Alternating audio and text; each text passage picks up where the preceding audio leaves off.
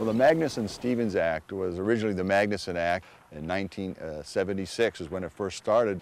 8 councils were formed. Gulf of Mexico Fishery Management Council is one of those. And we're here to help advise the Secretary of Commerce on what we think, stakeholders think, should happen in the management of fisheries. And so often the public might think, well, this is a group of bureaucrats. It really isn't. It's a group of stakeholders, people that are in the fishing community that bring their experience with them to the council to give advice to the Secretary of Commerce.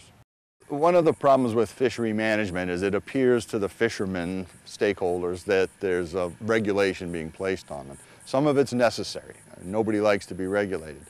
But it's important that the fishermen, and while they may not like the rules, catch limits, bag limits, size limits, etc., that they understand why those rules are in place.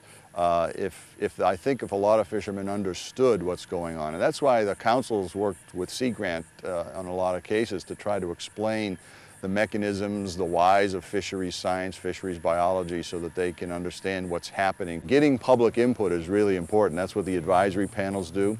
We also have a special scientific committee, the Scientific and Statistical Committee, which advises the council on the more the scientific aspects, highly sophisticated these days. Originally, when 1976, when it was first started, it was a very simple thing to look at catch and effort in fisheries. But today we have very, very involved and complicated scientific equations that help determine and calculate the abundance of fish that are out there.